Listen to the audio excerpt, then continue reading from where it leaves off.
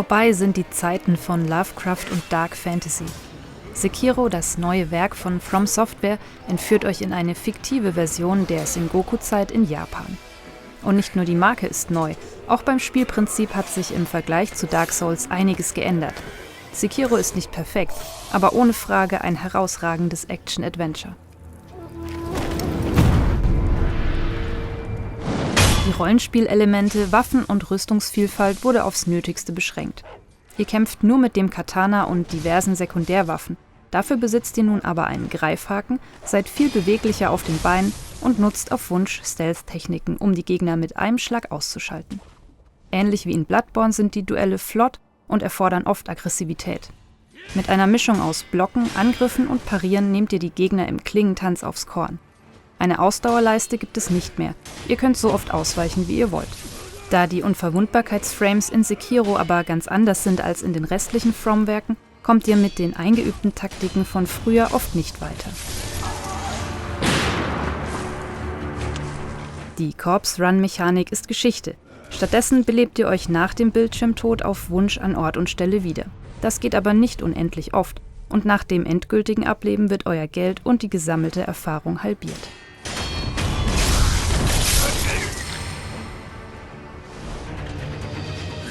Im Schwertkampf geht es rhythmisch zur Sache. Blockt Hiebe, richtet Schaden an und versucht, den Gegner mit Paraden aus der Balance zu bringen. Dann könnt ihr zum Todesstoß ansetzen, selbst wenn der Boss noch viel Lebensenergie übrig hat. Sekiro erfordert meistens nicht zwangsläufig, dass ihr schleicht. Oft macht ihr euch das Leben auf diese Art aber leichter. Die Feinde sind nicht übermäßig aufmerksam und mit einem gezielten Angriff in den Rücken schaltet ihr sie von hinten mit nur einem Schlag aus. Eine willkommene Verbesserung ist das einfache Einsammeln von Loot per Knopfdruck. Ihr müsst also nicht mehr die Beute jedes einzelnen Gegners aufheben.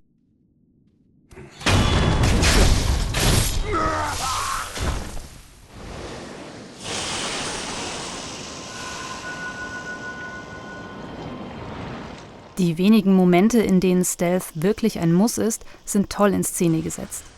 Im Vergleich zu Bloodborne und Dark Souls fällt auf, dass es aber nur wenige überlebensgroße Monsterbosse gibt.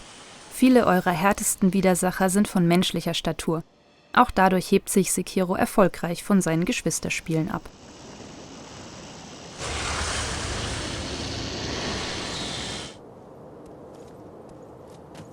Wer die Umgebung genau untersucht, kann Bosse oft aus dem Hinterhalt angehen und ihnen so fix eine Health-Leiste abziehen. Bei Kämpfen in engen Räumen treten jedoch Kameraprobleme zutage, die die Übersicht erschweren. Auch die eingeblendeten Warnungen vor besonderen Attacken sind unglücklich umgesetzt. Eigentlich muss man auf die Animation des Feindes achten, um den korrekten Konter zu starten, aber das Schriftzeichen lenkt die Augen stattdessen zur eigenen Spielfigur.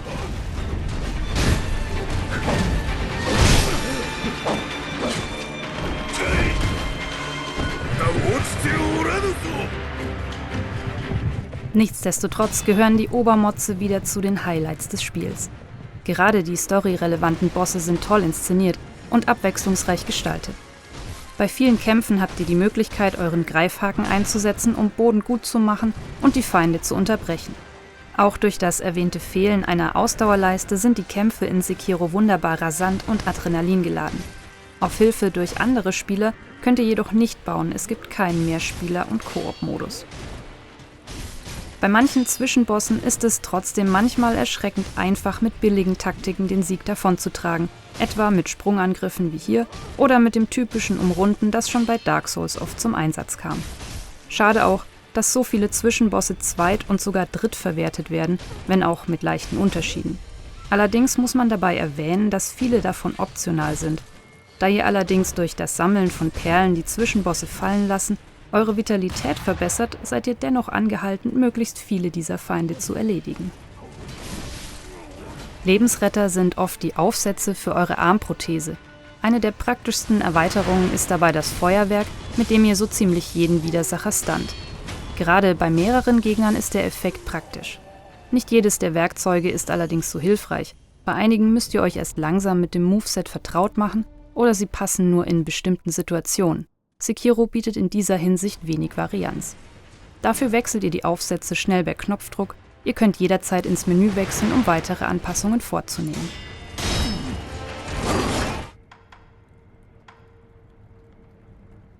Euren Kampfstil individualisiert ihr weiter durch Skills, die ihr durch gesammelte Erfahrungspunkte kauft. Auch hier sind einige nützlicher als andere, Priorität haben oft die praktischen passiven Perks. Keine Panik übrigens vor dem Erfahrungspunkteverlust beim Tod. Punkte, die ihr durch das Füllen der XP-Leiste verdient habt, verschwinden nicht mehr. Das Kampfsystem ist spaßig, erfordert aber eine gewisse Eingewöhnungszeit. Gleich am Anfang trefft ihr auf einen untoten Samurai, bei dem ihr Techniken lernt und verinnerlicht. Das ist praktisch und sehr zu empfehlen.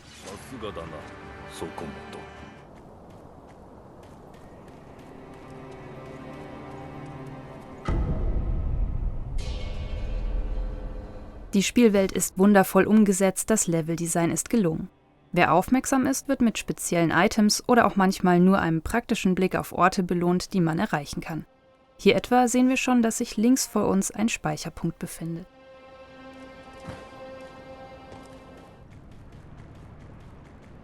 Zwar spielt sich ein Großteil des Abenteuers in einer japanischen Festung und deren Umgebung ab, das bedeutet jedoch nicht, dass ihr auf mystisch düstere Areale verzichten müsst. Die Atmosphäre ist unvergleichlich From Software.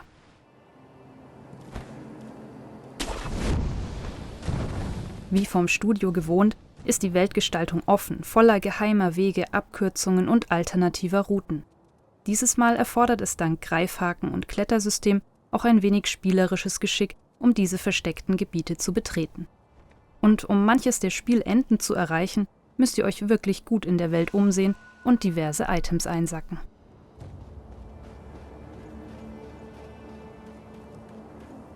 Ob euch gefällt, was ihr an den schwer zugänglichen Orten findet, steht allerdings auf einem anderen Blatt.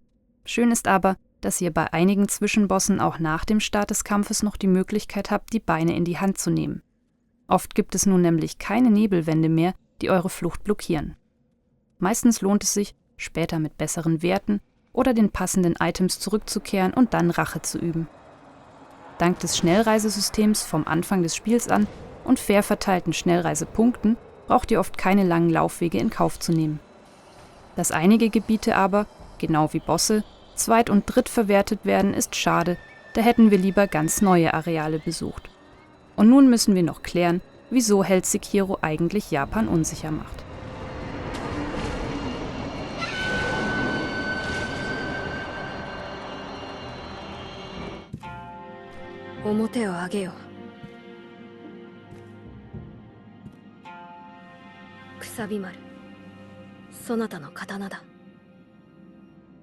Sekiro dient dem jungen Kuro, einem Erben der Drachenblut-Dynastie. Sein Blut ermöglicht es euch, nach dem Tod wieder aufzuerstehen. Erst müsst ihr das entführte Kind retten, dann ihm bei der Suche nach bestimmten Objekten helfen. Sekiro bietet eine klarere Story als etwa ein Dark Souls, sie wird aber dennoch recht kryptisch präsentiert. Ein filmähnlich inszeniertes Abenteuer à la Uncharted solltet ihr nicht erwarten. Typisch From Software tauchen einige interessante NPCs mit nebulösen Questlines auf, auch das sorgt neben den unterschiedlichen Enden mit unterschiedlichen Bossen für Wiederspielwert. Wer schon immer Spaß daran hatte, die Beweggründe der Einwohner der From-Welten zu entschlüsseln, wird auch in Sekiro wieder viel zu entdecken und zu rätseln haben.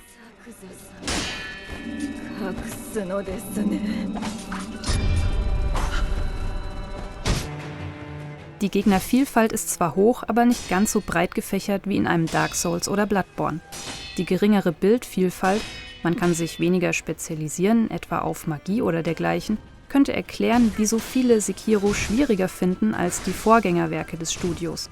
Natürlich hängt das auch von der Erfahrung mit Spielen dieser Art, dem Spielstil und der persönlichen Frustgrenze zusammen, aber wir empfanden Sekiro nicht als eklatant anspruchsvoller als die anderen Werke des Studios.